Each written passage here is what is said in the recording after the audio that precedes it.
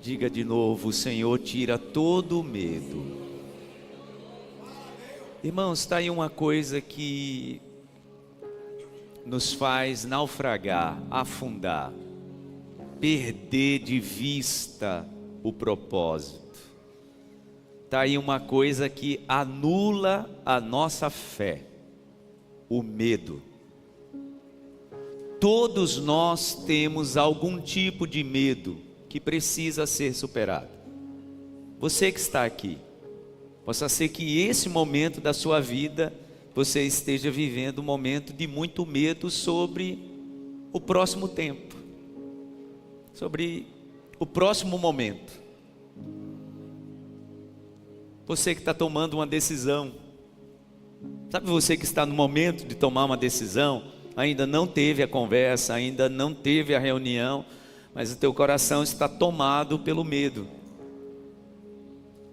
Tem pessoas, irmãos, que adiam a ida a um médico, sabia? Por causa do medo. Com medo que o médico passe o exame e você está com medo com o que vai sair naquele exame. O medo paralisa. O medo adia propósitos na vida de pessoas. Tem pessoas que estão adiando fazer uma prova, com medo de se frustrar de novo. O medo faz pessoas paralisarem, congelarem seus sentimentos, sabia?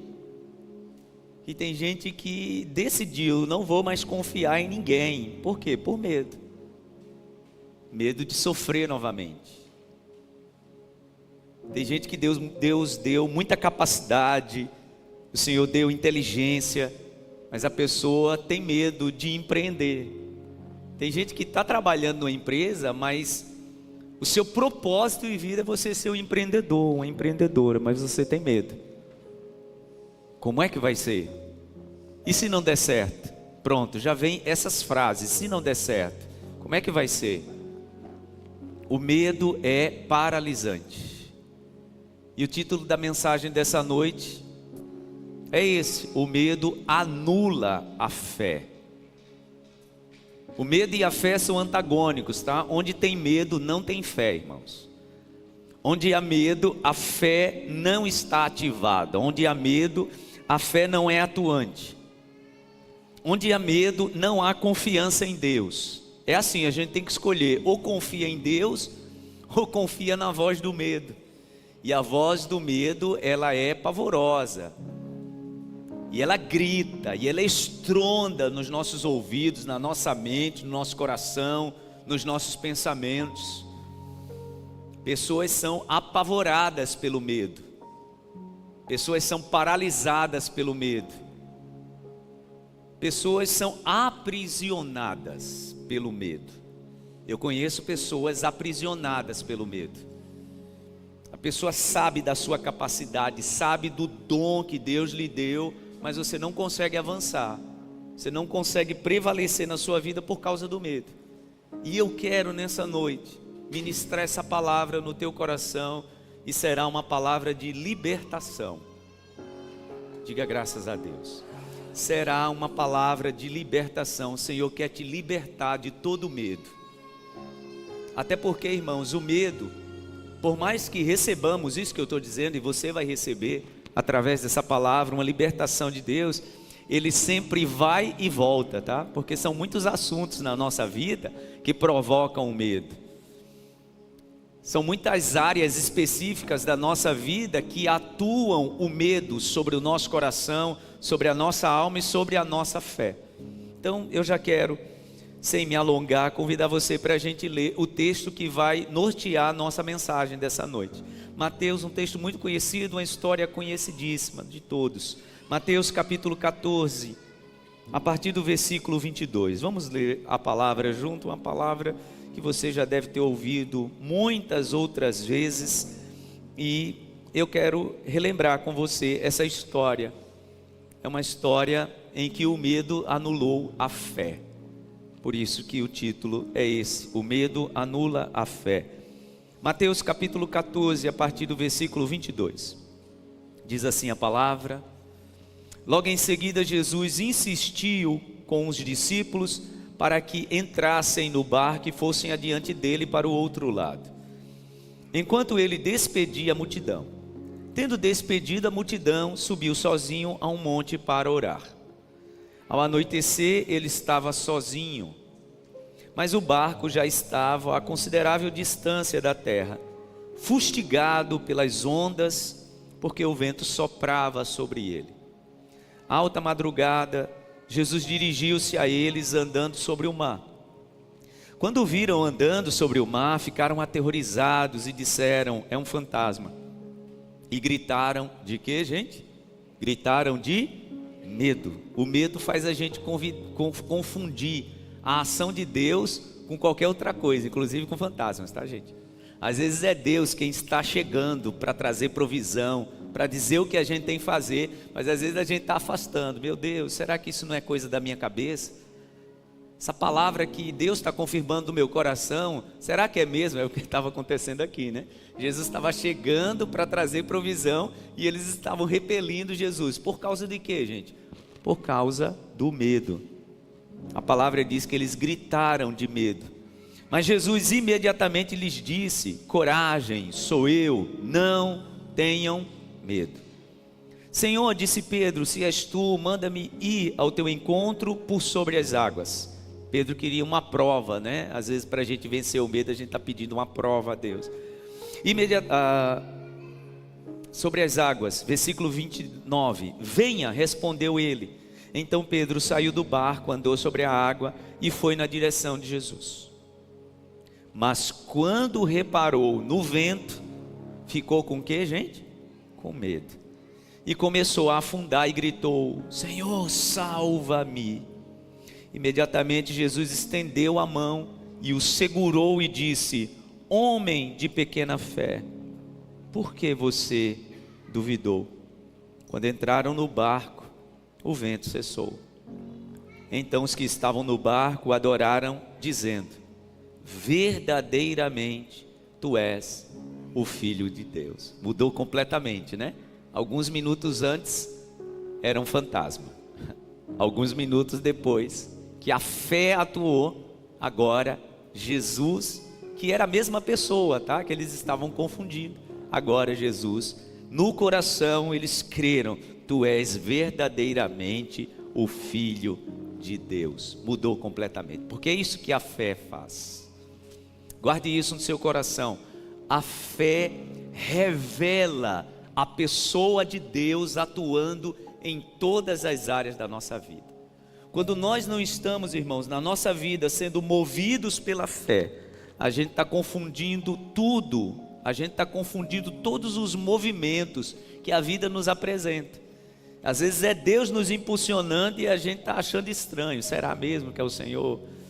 Será? Está meio estranho isso. Quando a fé atua, e para a fé atuar, a primeira coisa que a gente precisa fazer é empurrar o medo, tá? Primeira coisa, para a fé atuar e ser ativada na nossa vida, a gente tem que empurrar o medo para fora. E deixa eu lhe dizer, não é Deus que faz isso no seu interior, na sua mente. Não é Deus que tira o medo.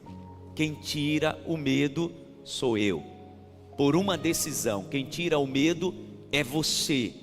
Por quê? O Senhor, Ele ativa a fé. A fé é um dom de Deus. O medo é algo comum ao ser humano, é algo que nós criamos. Você já parou para pensar que a maior parte dos nossos medos, quando a gente passa, quando a gente de fato abre os olhos, quando a gente amplia a visão, a gente percebe: meu Deus, eu que estava criando tudo isso.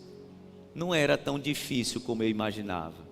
A pessoa está se preparando para uma prova, cheio de ansiedade, tomado pelo medo. Aí você ora, o Espírito Santo te traz paz e você vai fazer a prova, termina a prova e diz: para que eu estava tão preocupada? Não era tão difícil como eu estava imaginando, porque eu tenho que empurrar o medo para fora. Aí, quando eu faço isso, a fé no meu coração é ativada. Eu quero falar, irmãos, nessa noite, não vou nem esmiuçar essa história porque ela é autodetalhada, né? A lição nessa história, ela é autoexplicativa. Eu quero trazer 3 exemplos de como o medo pode nos assaltar e afugentar a fé, expulsar a fé do nosso coração. Então preste atenção, a gente tem medo de falar, a gente tem medo de se posicionar. Quantas pessoas que sabem que para vencer algo na sua vida, inclusive dentro do seu relacionamento, você precisa ter um posicionamento diferente, mas você não está tendo porque você tem medo de se posicionar. Se eu me posicionar e ele terminar. Se eu me posicionar e essa pessoa não gostar mais de mim. Se eu tomar uma posição e essa pessoa ficar desagradada. E a gente vai levando, né? A gente vai levando estados péssimos de relacionamentos com medo de um posicionamento para a gente não ter uma perda. Você já está perdendo hoje. Hoje você já está perdendo. E esse medo já está fazendo você perder sua essência. Já está fazendo você perder o seu coração, o seu sentimento. Mas você está com medo de se posicionar. A gente tem medo de decidir. As pessoas adiam decisões por medo. Se eu decidir, como é que vai ser? Se eu tomar essa decisão, o que vai acontecer? Eu lembro quando a gente já estava com toda a visão pronta para o início da comunidade Farol. E é óbvio que nesse momento o nosso coração é tomado pelo medo. É óbvio que nesse momento a sua mente, seus pensamentos. Porque entenda, você que está dizendo aí, pastor, eu sou essa pessoa. Eu não sou uma pessoa medrosa, mas de vez em quando eu não consigo lidar com o medo. Então, prazer. Como diz um pastor amigo meu, entre na fila porque eu também vivo isso. Mas como é que a gente avança? Empurrando o medo para fora. Então, eu, você, todos nós, em algum momento, seremos assombrados, como os discípulos foram, tá? Os discípulos foram assombrados pelo medo, mas quem estava chegando era Jesus. Então, na hora de tomar uma decisão, a gente tem essa pressão do medo, essa pressão que tira a nossa coragem. As pessoas têm medo de decidir e as pessoas têm medo de mudar. E eu quero falar agora, no exemplo da Bíblia, sobre o medo que aprisiona muitas pessoas. E esse é um medo bem comum para todos nós, o medo de arriscar. O medo de arriscar. O medo de arriscar, gente, é um gigante que nos assombra, assim como aquele vulto, né, que os discípulos pensavam que era um fantasma, mas era Jesus. Então até Jesus dizer, não tenham medo, sou eu, na mente deles era o quê? Um vulto, um fantasma. O medo de arriscar é um vulto que assombra pessoas, inclusive você que está aqui nessa noite, você que está em casa. Pessoas têm dificuldade de arriscar. E deixa eu dizer por quê? Medo de se frustrar. Principalmente pessoas que já arriscaram e não deu certo que você arriscou. Aí você tem medo. Tem medo de acreditar nisso que no teu coração o Senhor está gerando. Eu quero falar nessa noite para você que Deus gerou um sonho no teu coração já tem um tempo. E esse sonho está gestando na tua alma, na tua mente já tem um tempo. Mas você não consegue colocar em prática porque você tem medo de arriscar. Quantas pessoas, vou usar o exemplo que trouxe logo no início da minha fala, né? Pessoas, por exemplo, que já estão trabalhando numa empresa há muito tempo, sabem que Deus lhe deu habilidade para você viver e alçar outros maiores voos, mas você não tem coragem de ter uma conversa com o seu patrão, com o seu chefe, com o seu líder. Até para fazer uma proposta, olha, estou trabalhando aqui há tanto tempo e eu quero agora começar algo, medo de arriscar. Porque que segurança tem, pastor? Os irmãos entendem que o medo é o oposto da fé? Porque a gente começa a pensar racionalmente, né? Que segurança tem se eu tomar essa decisão? Que segurança tem se eu arriscar? Então eu quero já usar esse exemplo. A palavra diz em 1 Reis, e eu só vou ler um versículo, mas eu quero contar rapidamente a história para você. que todos os dias o profeta Eliseu passava na frente da casa de um casal, e a mulher começou a observar que ele era um profeta, um homem de Deus, e falou para o marido: olha, ele passa aqui, eu acho que é uma chance da gente ser abençoado.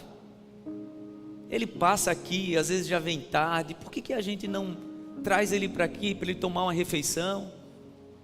E o marido concordou, e todas as vezes que Eliseu passava, eles chamavam, e Eliseu ia, sentava à mesa, comia uma refeição com eles. A mulher percebeu que a vida dele estava sendo abençoada e propôs para o marido: por que quando ele passa aqui e a gente chama ele para uma refeição, por que a gente não faz um quartinho para ele? Se ele passar tarde, ele vai, pernoita aqui, dorme, descansa, no outro dia ele segue viagem. O marido também concordou, e a palavra diz que eles fizeram um quartinho, colocaram uma cama, ali tinha água para o profeta, e o profeta dormia ali e descansava. O homem de Deus, o profeta Eliseu, ficou tão feliz, chamou o seu auxiliar e disse assim: o que é que a gente pode fazer por ela? Pergunte a ela se ela não quer que eu faça uma intermediação para ela falar com o rei, se ela está querendo audiência, porque o profeta Eliseu, gente, tinha trânsito livre, né, para falar com o rei de Israel. E perguntaram para ela, o Geazi, né, o auxiliar do profeta, perguntou para ela: olha, o profeta está perguntando o que é que ele pode fazer por você, ele está tão grato que agora tem um lugar para pernoitar, para dormir. E a mulher disse assim: olha, responda para o profeta que eu estou muito bem. Ela chega a dizer assim: diga a ele que eu estou muito bem no meio do meu povo, ou seja, eu não preciso de nada. Aí Deus revelou ao coração do profeta o que ela queria, mas ela tinha dificuldade de verbalizar. Por quê, pastor? Por medo. O profeta então a chama, não manda mais o recado pelo seu auxiliar e diz assim para ela: daqui a um ano você vai estar embalando um bebê, você vai ter um filho. E olha a resposta dessa mulher para o profeta. Abra aí sua Bíblia, por favor. 1 Reis, capítulo 17, versículo 13. Para os irmãos entenderem o que é o medo de arriscar, o medo de dizer sim e depois se decepcionar, o medo de tomar decisão e depois se frustrar com a decisão. 1 Reis capítulo 17, olha o que diz a palavra. 1 Reis 17, versículo 13.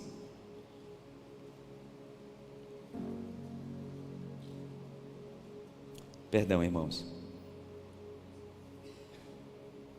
2 Reis, capítulo 4. Coloquei referências no lugar trocado. É 2 Reis, capítulo 4, versículo 16. Agora sim, é no outro livro. 2 Reis, capítulo 4, versículo 16. E ele diz: por volta desta época, aquilo que eu já falei, né? No ano que vem, você estará com um filho nos braços. Ela contestou, ou seja, ela repeliu a palavra profética, né? Irmãos, tem pessoas que repelem até palavra profética por medo.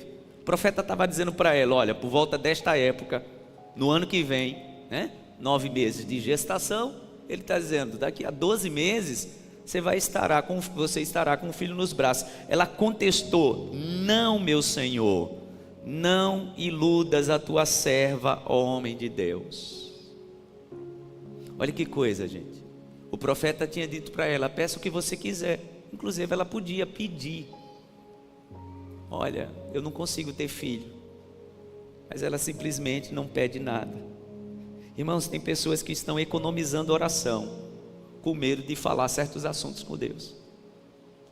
Eu quero ministrar uma palavra ao teu coração. Deixa o Espírito Santo fluir no teu coração tudo aquilo que os céus planejaram para a tua vida. Todo sonho que Deus tem para você, pastor, e se eu me frustrar? Se é um sonho dos céus, Deus vai cumprir na sua vida. Diga para a pessoa do seu lado: se é um sonho dos céus, Deus vai cumprir na sua vida. Você pode aplaudir ao Senhor por isso? Como é que eu sei, pastor, que é um sonho dos céus? Vai tocar no teu coração.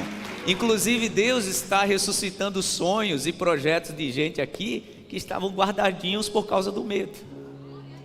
Gente, olha que coisa, a mulher queria um filho, mas na hora que o profeta diz para ela: o que é que você quer? Ela simplesmente se recusa a pedir.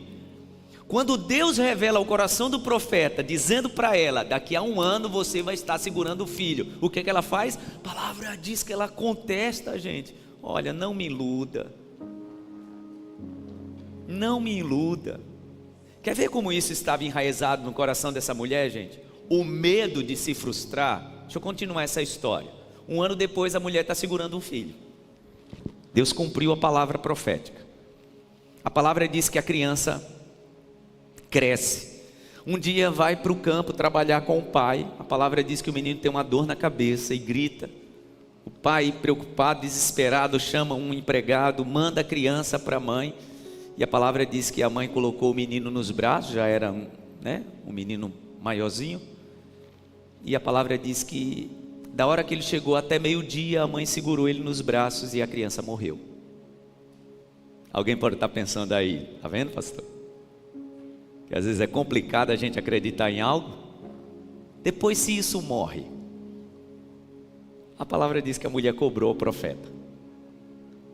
Ela pega a criança morta, sobe no quarto do profeta, coloca o menino na cama do profeta. O profeta não estava lá. E manda o empregado dizer para o marido: olha, eu estou indo encontrar com o profeta. O marido perguntou: mas não é lua nova, não é nenhuma festa, o que é que você está indo? Ela responde para o marido: está tudo bem.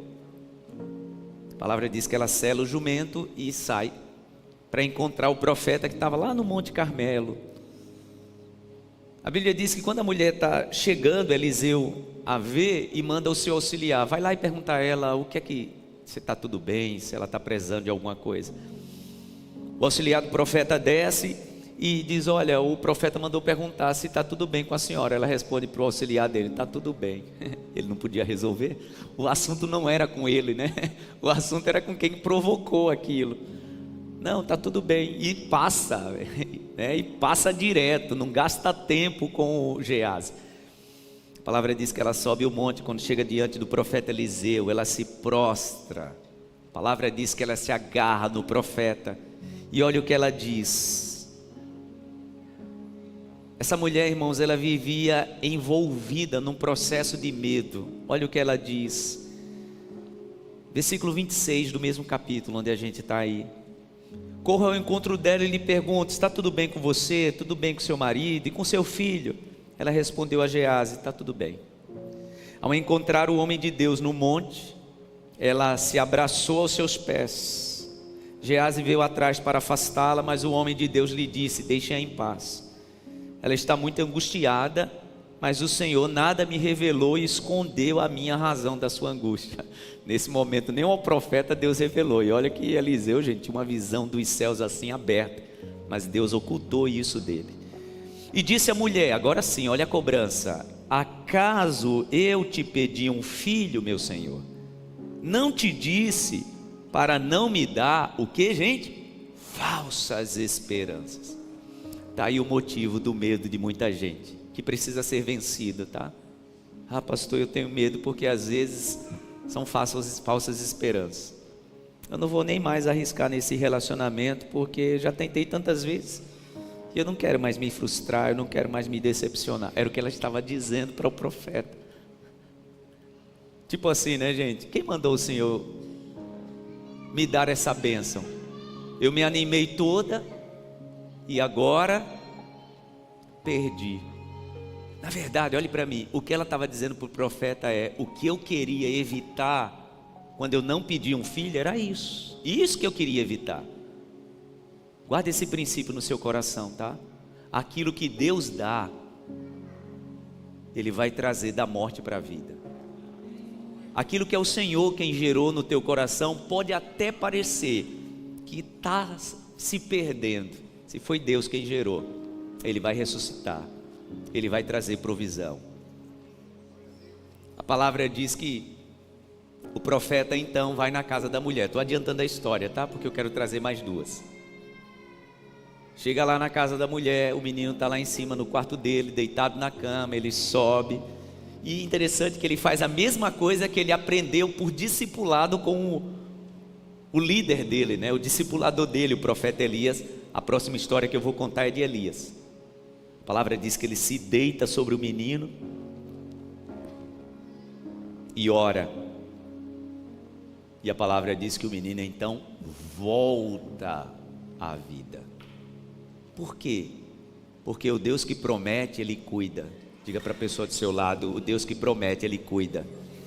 Pode vencer seu medo. Diga: pode vencer seu medo. Aquilo que é coisa do meu coração e da minha cabeça, tá, gente? Se eu fizer, eu vou ter que arcar com as consequências. Mas se eu estou ouvindo uma palavra profética, se eu estou ouvindo uma palavra de Deus e foi Deus que prometeu, o Senhor não deixa os seus servos no prejuízo. Eu sempre digo isso. Deus nunca deixa os seus filhos no prejuízo. Se foi Ele que prometeu, Ele vai dar um jeito. Diga graças a Deus. Coloque a mão direita assim no teu coração e diga: obrigado, meu Deus. Eu sei que o Senhor vai dar um jeito. Você pode aplaudir ao Senhor por isso?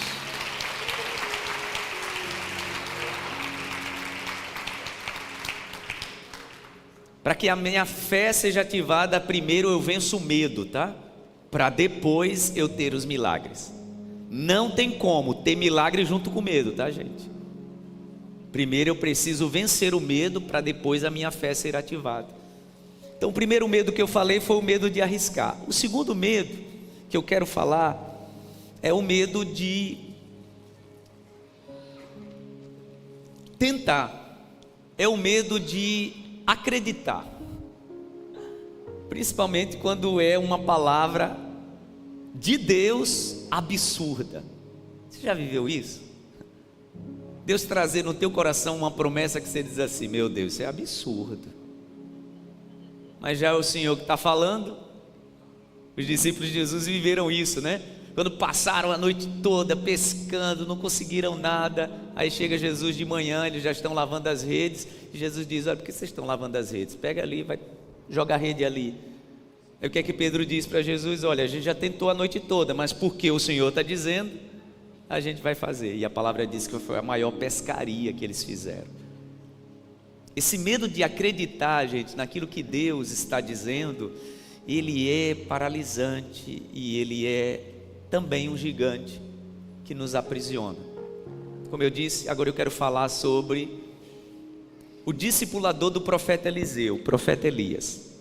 A palavra diz que ele tomou uma decisão e ele diz: olha, segundo a minha palavra, não vai chover em Israel, e só vai voltar a chover quando eu disser. Será que o homem tinha autoridade? Só vai voltar a chover quando eu disser. E a palavra diz que se passaram 3 anos e meio sem chover, o céu ficou cerrado, não caía orvalho, não caía chuva. O profeta teve que sair de casa, Deus mandou ele para a beirada de um riacho, lá ele sustentava o profeta com pão e carne. Depois a água do riacho secou e Deus manda o profeta para a casa de uma viúva. Eu penso, tá, quando ele está lá no riacho, que Deus disse assim para ele: saia daqui e vá para a casa da viúva, ele deve ter pensado, né? Deve ser uma viúva rica. Deve ser uma viúva abastada, né? Porque se Deus está mandando, Ele é provedor. O pastor está dizendo que Ele manda, Ele se responsabiliza. Só que a palavra diz que quando ele entra no povoado, procurando a tal viúva, né, que Deus tinha dito que iria sustentá-lo, aí ele vê uma senhora entrando no povoado, segurando uns gravetos, como se estivesse indo para fazer um fogo, né? E Deus disse para ele: é aquela ali. Ele chega na viúva e diz para ela: a senhora pode me dar um pouco de água? Ela disse: sim, eu posso. Estava muita seca, mas água pelo menos ela tinha. Quando ela está saindo, ele diz: vem cá, minha senhora, vem aqui. Aproveita que a senhora vai pegar água para mim e faz também um bolo de comida, que eu estou com fome. Eu penso que naquela hora a viúva pensou: aí também já é demais, né? Esse homem folgado pede água, ainda dá. Agora comida, na seca que a gente está. Aí ela é sincera para o profeta e diz assim: olha, a água ainda dava, agora comida. Está vendo esses gravetos aqui? Eu estou indo lá em casa e eu estou indo preparar a última refeição. Porque lá em casa tem uma vasilha que só tem um pouquinho de farinha. Então eu fui lá pegar esses gravetos, chegar em casa, vou acender o fogo e vou preparar uma última refeição para mim e para o meu filho. Você lembra o que ela disse para o profeta? E depois a gente vai morrer. Por que às vezes, irmãos, é difícil acreditar na palavra, na profecia, na palavra de Deus? Porque às vezes a nossa condição, na nossa mente, olhe para mim, ela parece já definitiva. A gente já desenha algumas condições na nossa vida como definitiva. Na cabeça daquela mulher é o último bolo para mim e para o meu filho, e depois a gente morre, porque não tem mais nada. O profeta olha para ela e diz: tudo bem, não tenha medo. Eu acho lindo demais, gente, porque antes do profeta ativar a fé daquela mulher, antes do profeta dizer o que Deus faria, a primeira coisa que ele diz àquela mulher é: não tenha medo. Vocês acham que o coração daquela mulher estava cheio de medo? Claro que estava. Ela estava dizendo que era a última refeição e depois ela iria morrer com seu filho. Então o coração dela estava tomado pelo medo. E a primeira coisa que o profeta diz a ela é: não tenha medo. Depois ele diz que a farinha não iria acabar. Depois ele diz que Deus ia trazer provisão. Depois ele ativa a fé da mulher. Mas primeiro ele diz para ela: não tenha medo. Lembra o que eu falei no início? A fé e o medo não moram no mesmo lugar. Não podem habitar na mesma área do nosso coração. É uma escolha que a gente tem que fazer. Ou é medo, ou é fé. Aí sim, agora a referência que eu trouxe para os irmãos erroneamente anteriormente. 1 Reis capítulo 17, versículo 13. Olha o que diz a palavra. 1 Reis 17, 13. Elias, porém, lhe disse. Aliás, vamos ler para reforçar o que eu disse, né? Versículo 12. Juro pelo nome do Senhor, o teu Deus. Ela respondeu: não tenho nenhum pedaço de pão, só um punhado de farinha num jarro e um pouco de azeite numa botija. Estou colhendo uns 2 gravetos para levar para casa e preparar uma refeição para mim e para o meu filho, para que a comamos e depois o que, gente? Depois morramos. Elias disse, porém lhe disse: não tenha medo, vá para casa e faça o que disse. Mas primeiro faça um pequeno bolo com o que você tem e traga para mim. E depois faça algo para você e para o seu filho. Olha agora a fé sendo ativada. Pois assim diz o Senhor, o Deus de Israel. É tão bom ouvir a voz de Deus, né, gente? Só que a voz de Deus só entra no nosso coração quando a gente fez assim com o medo, ó, o expulsou. Você pode estar ouvindo essa palavra há mais ou menos 40 minutos que eu estou falando, e pouca palavra pode ter descido ao seu coração. Sabe por quê? Porque o medo tomou um lugar cativo na tua mente. Só entraria essa palavra profética do profeta Elias no coração daquela mulher depois que ela empurrasse o medo para fora. Por isso foi imperativo, e a primeira palavra foi: não tenha medo. Versículo 14 diz: pois assim diz o Senhor, o Deus de Israel, a farinha na vasilha não se acabará, e o azeite na botija não se secará, até o dia em que o Senhor fizer chover sobre a terra. Ela foi e fez conforme Elias lhe dissera, e aconteceu que a comida durou todos os dias para Elias e para a mulher e sua família, pois a farinha da vasilha não se acabou, o azeite na botija não se secou, conforme a palavra do Senhor proferida por quem? Pelo profeta. E a bênção não acabou não na casa dessa mulher, viu? A palavra diz que Elias ficou lá na casa dela, sendo sustentada por aquela provisão, porque Deus trouxe o milagre de multiplicação. Enquanto durou a seca, a mulher, quando abria a vasilha, tinha farinha lá dentro. Quando abria a botija, tinha azeite lá dentro. E no outro dia também, no outro dia também, no outro dia. Na casa de todo mundo estava faltando, na casa dela não. Por quê? Porque ela expulsou o medo e deu crédito à palavra que veio da boca do Senhor. A palavra para o Senhor nessa noite, a palavra do Senhor para você nessa noite é: não tenha medo. Sabe esse filho dela? A palavra diz que ele ficou doente e ele também morreu.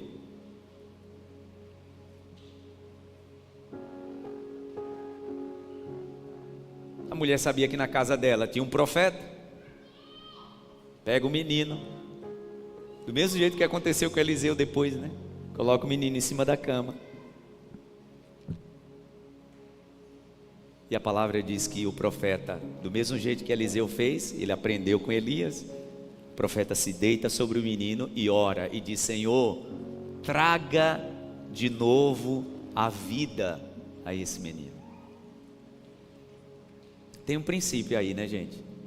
Como é bom recepcionar gente abençoada perto de nós. Possa ser que você não esteja trazendo gente abençoada para o teu convívio de relacionamento por medo. Traga. Se é Deus quem está dizendo, traga. Porque Deus vai usar gente abençoada para te abençoar. Diga graças a Deus. Não traga gente que não tem bênção não, tá? Essa você tem que expulsar de casa. Agora, gente abençoada, traga para perto. Por quê? Porque o profeta estava na casa da mulher quando o filho morreu. Já imaginou? Gente, vamos fazer agora um exercício mental. Elias encontrando a mulher dias antes, a mulher segurando o graveto, e Elias pede a ela: me dá um copo com água. A mulher vai pegar água. Aí ele diz: olha, aproveita que você vai pegar água, traz um bolo para mim. E ela diz: o quê? O senhor não acha que o senhor está sendo folgado demais, não? O senhor não tem coração, não? Está vendo que eu já disse que só tem um pouquinho de farinha? Ó, não, vou fazer isso não. Aquele dito popular do Nordeste, né? Farinha pouca, todo mundo já sabe, né? Se ela tivesse se apegado a essa palavra, teria perdido tudo, né, gente? Inclusive não teria vivenciado um grande milagre de ressurreição na sua própria casa. Irmãos, como é bom lançar fora o medo e ativar a fé. O Senhor está te movendo para isso nessa noite, para você tomar uma decisão. Vou repetir o que eu disse no início da minha palavra. Não é Deus que tira medo do nosso coração, tá, gente? É a gente por uma decisão. Foi essa palavra do profeta para a mulher: não tenha medo, depois ative sua fé, mas primeiro não tenha medo. O medo é paralisante, o medo anula a fé, o medo tira a nossa ação, o medo tira os nossos olhos do Senhor. Lembra da história de Pedro? A palavra diz que ele olhou para o vento ao invés de olhar para Jesus, e então afundou. Tem pessoas que estão aqui nessa noite que a tua vida está afundando, porque você tirou os olhos do Deus que sempre te sustentou. Você tirou os olhos daquele que sempre proveu na sua vida, e por isso a tua vida está afundando. O convite de Deus para você nessa noite é: coloque os seus olhos nele. Volte a olhar para aquele que sempre trouxe provisão na tua vida, e ele vai te fazer andar sobre as águas. Diga graças a Deus.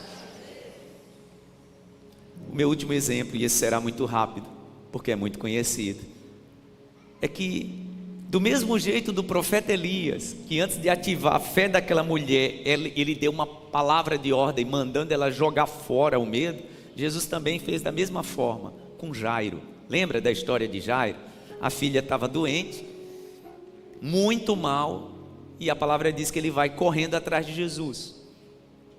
Chega em Jesus e diz: eu imploro que o Senhor vá lá na minha casa, porque a minha filha está doente, quase morrendo. Já gastamos muito com os médicos, e eu creio que se o Senhor for lá, minha filha será curada. Jesus prontamente disse o quê? Eu vou. E vai, né? Onde Jesus ia, gente, era uma multidão. É no caminho que acontece aquele milagre na vida da mulher que tinha a hemorragia, né? A mulher toca em Jesus, Jesus para, a mulher é curada instantaneamente. Inclusive penso que quando Jesus parou, Jairo deve ter ficado muito nervoso, ansioso. Essa mulher veio atrapalhar, Jesus deveria chegar logo em casa. Mas aquilo deve ter também reforçado a sua fé, né? Depois que Jesus fala aquela mulher, ele prossegue para a casa de Jairo. E quando ele está indo, a palavra diz que chega alguém da casa do chefe da sinagoga, Jairo, e diz para ele: Jairo, não precisa mais incomodar o mestre, a tua filha já morreu, não precisa mais incomodá-lo. Eu sei que você estava indo atrás dele para que ele curasse tua filha, mas o cenário agora é isso: a tua filha morreu. Não tem mais como nada mudar. Quando Jesus ouve aquela palavra, o Evangelho diz que a primeira coisa, irmãos, que Jesus diz para Jairo, não foi creia, acredite que eu vou curar sua filha. A primeiríssima coisa que o Senhor disse para Jairo foi o quê? Não tenha medo. Abra sua Bíblia, Marcos capítulo 5, 36.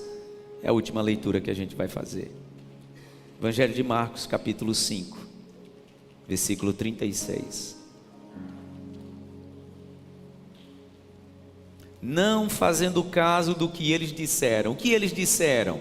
Eles disseram: Jairo, não tem mais jeito, a menina morreu. Jairo, não precisa mais incomodar o mestre, a menina já morreu. Já está definido. Possa ser que o medo no teu coração é porque muita coisa parece que já está definida na tua vida. Aliás, irmãos, eu falava isso essa semana muito com a minha esposa. Como que ouça essa palavra e receba no teu coração com temor e com amor, que eu vou dizer. Às vezes, irmãos, nós estamos dando muito ao diabo, ao nosso inimigo, coisas que não é para a gente dar. Sabia disso? Às vezes tem coisas acontecendo na nossa vida que a gente já entregou os pontos. Ah, é assim mesmo, pastor. E é o maligno agindo, né? Porque o maligno usa pessoas, né? Dizendo para você desistir. O maligno usa pessoas dizendo para você não tentar. Dizendo: oh, não arrisca não, você vai sofrer novamente. Olha, não tenta isso não, que muita gente já tentou. Olha, não vai por esse caminho não. Você já viu quantas pessoas já tentaram isso e não deu certo? E às vezes a gente, perdoe a expressão que eu vou usar, tá? Às vezes a gente vai dando uma moral, gente, para o nosso inimigo, e a gente simplesmente tem que virar as costas e dizer: eu sei o Deus que está na minha vida. Foi o que Jesus tentou dizer para Jairo, quando estava todo mundo dizendo: olha, não precisa mais ir na casa dele não. Jesus simplesmente virou as costas e disse para Jairo: não tenha medo. Cuidado, tá? O maligno envia seus emissários para dizer palavras e pintar para você um cenário que parece definido. Porque o cenário que estavam dizendo para Jairo era: tua filha já morreu, não tem mais jeito. Jesus simplesmente o quê? Ignorou isso. Não deixe a palavra do nosso inimigo ter mais poder e força na sua vida do que a palavra de Deus.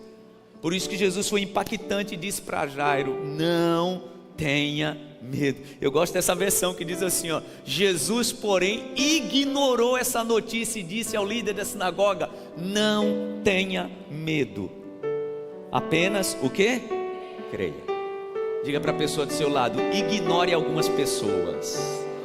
Ah, de tudo que eu pedi para você dizer, o que você está dizendo agora, isso é o que tem mais impacto na tua vida. Ignore algumas pessoas, ignore algumas notícias, tá?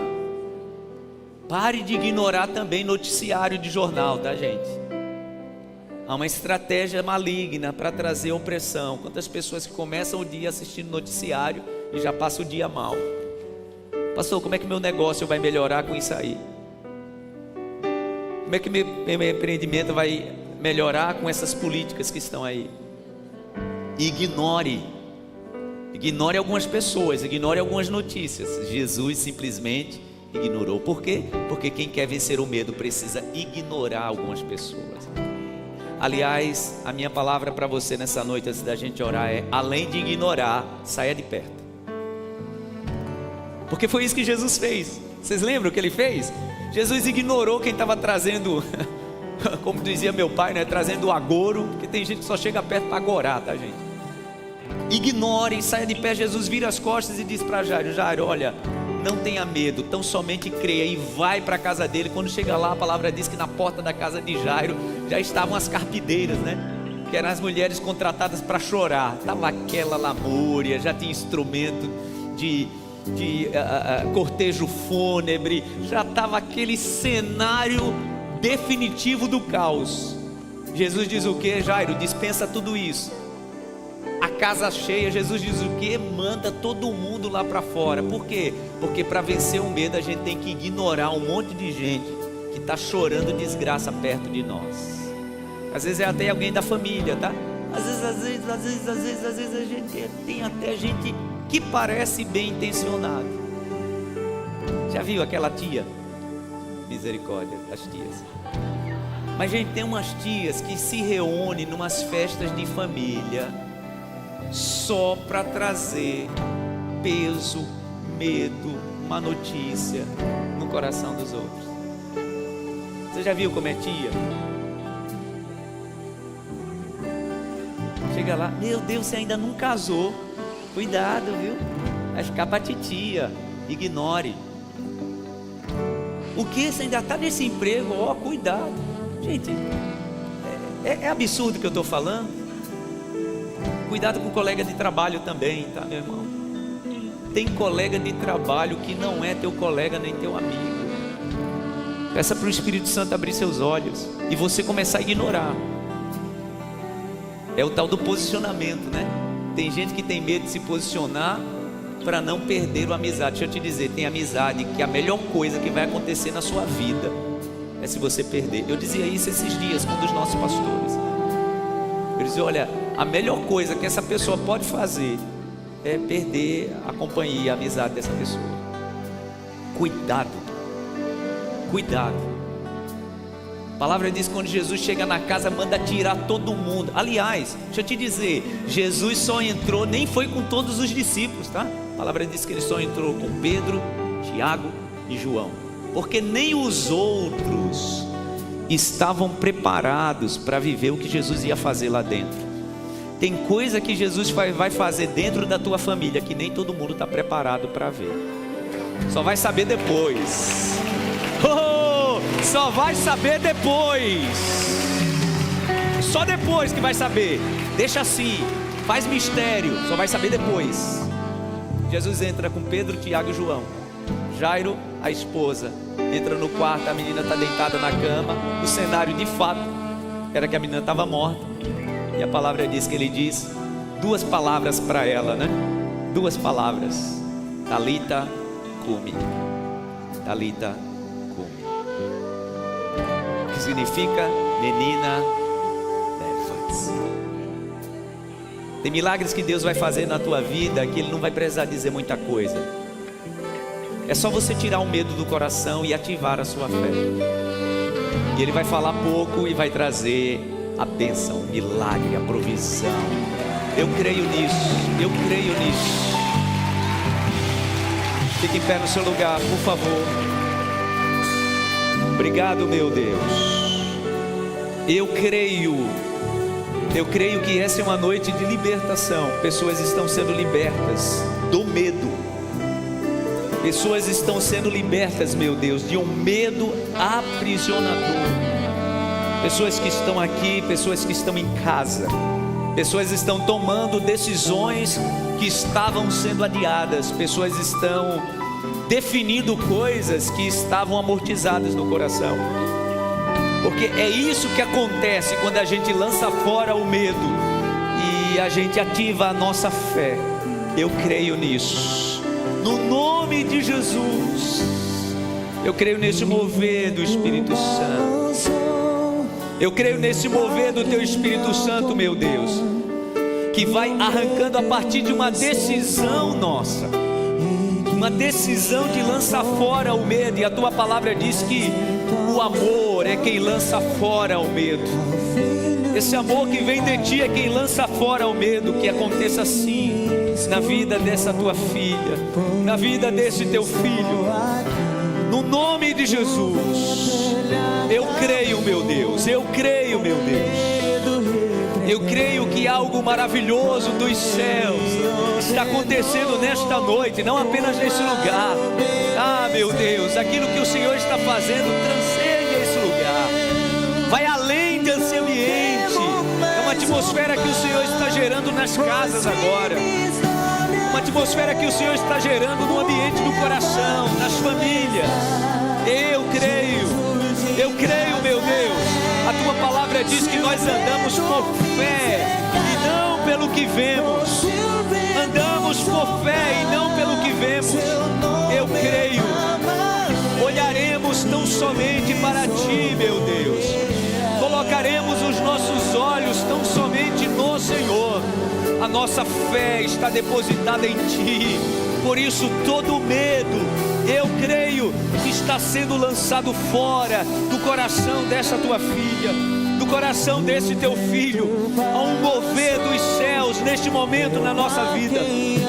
O Senhor, Espírito Santo, eu creio que está renovando a fé no coração dessa pessoa, meu Deus, que há muito tempo não é movida pela fé, não é movido pela fé. Eu creio que é essa fé que nos move para amanhã tentar de novo.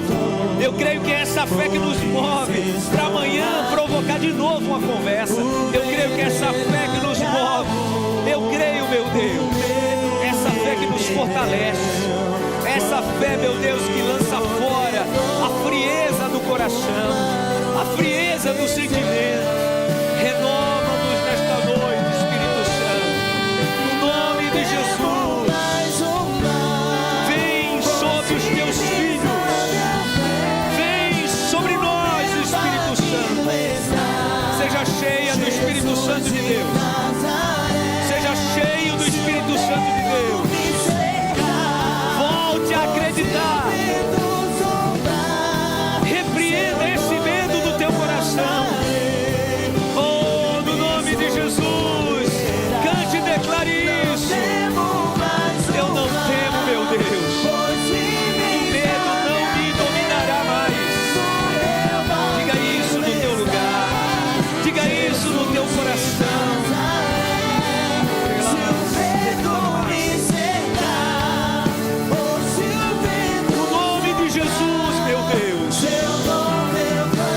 Renovo, não temo mais o mal,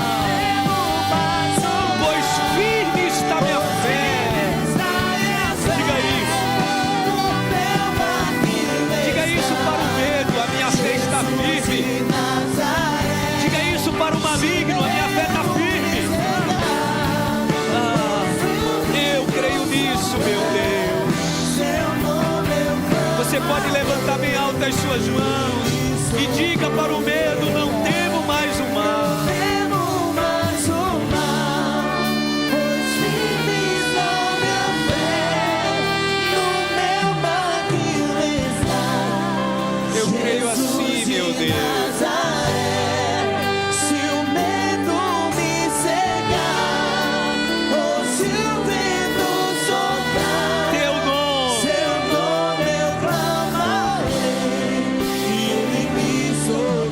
Aplaudir ao Senhor bem forte.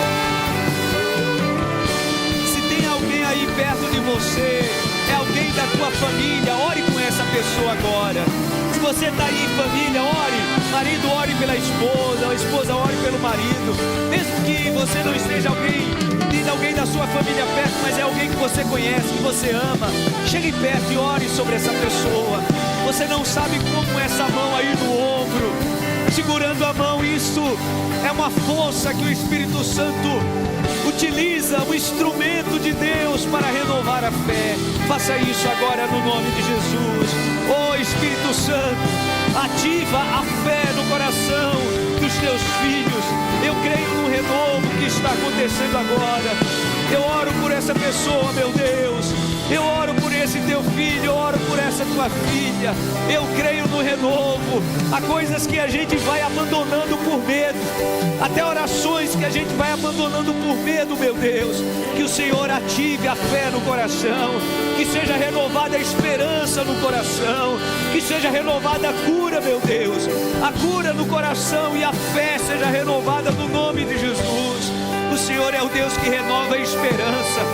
Não vamos abrir mão da confiança que temos, é assim que diz a tua palavra, ela será amplamente recompensada.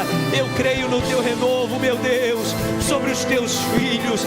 Eu creio no renovo que vem através de uma fé genuína, e essa fé só é ativada no nosso coração quando nós lançamos fora o medo. Eu declaro isso no nome de Jesus.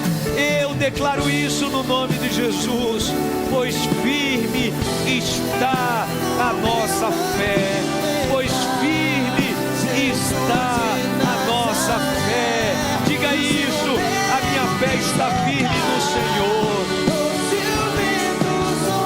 Eu creio, meu Deus.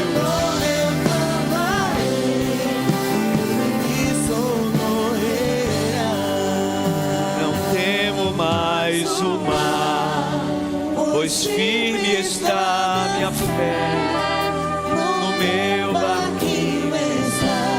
Esse barquinho do meu coração, meu Deus. O Senhor está. Independente do cenário que está se mostrando, oh meu Deus, independente do cenário que está sendo mostrado, aplauda o Senhor bem forte. Oh, bendito é o nome do Senhor. Aleluia, aleluia. Digam graças a Deus. Deixa o Espírito Santo ativar a fé no teu coração, em nome de Jesus. Mesmo que o cenário que está se mostrando seja absurdo, tá? Mesmo que o cenário seja assim. Quando os médicos disseram, olha, para o Zoar sobreviver vai ter que amputar os 2 braços dele e as 2 pernas. Esse era o cenário. Há 19 anos pintado para a minha vida. Depois de já quase um mês no hospital, a chance que eu tinha de sobreviver, o cenário que aqueles que eram especialistas, né? Porque às vezes é isso, tá? O cenário que está sendo pintado é de alguém que de fato tem autoridade. Os médicos disseram para minha família, olha, para ele sobreviver, vai ter que amputar os 2 braços e as 2 pernas. Só que nessa noite Deus queria que eu estivesse aqui ministrando a palavra para você, andando para lá e para cá nesse altar. Você acha que ele ia deixar eu perder as pernas? Mas não mesmo. Tenho certeza que se ele permitisse, eu estaria aqui, caminhando nesse altar com uma maior dificuldade. Mas ele queria que eu estivesse aqui assim, andando sobre as minhas pernas. Por isso que ele frustra até a palavra de alguém que tem autoridade. Porque a última palavra é do Senhor. A última palavra no seu coração é do Senhor. Diga graças a Deus, é do Senhor. Não é de ninguém, é do Senhor. Não é do medo, tá? O medo teve autoridade sobre o teu coração até hoje, não mais. Porque a fé está ativada no teu coração, no nome de Jesus.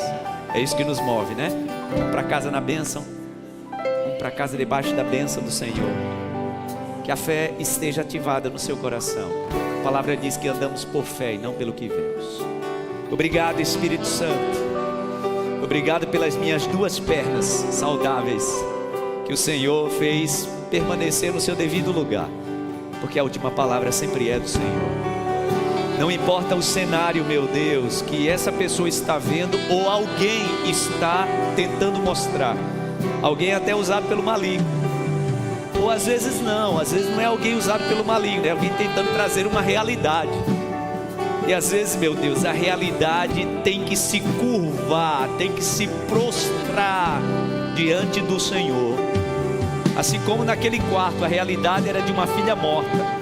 Essa realidade teve que ser dobrada, teve que se curvar diante do Senhor da vida. É isso que eu declaro sobre a vida desse teu filho e dessa tua filha. Diante dessa realidade, o Senhor se levantará. Oh, com a fé ativada no coração dessa pessoa, o Senhor se levantará. O medo será lançado fora e o Senhor se levantará e trará milagre. Eu creio nisso. Leva-nos em paz com essa palavra ativada no nosso coração. Cremos em milagres, confiamos no teu poder e seguimos perseguindo o nosso milagre.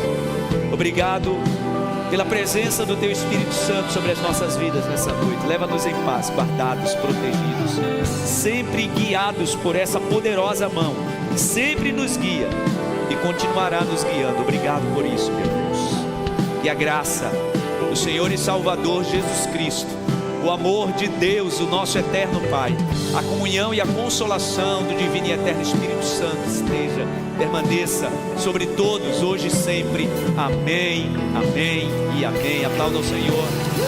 Deus abençoe. Saia daqui nessa noite com a sua fé renovada, no nome de Jesus. Eu creio nisso, meu Deus.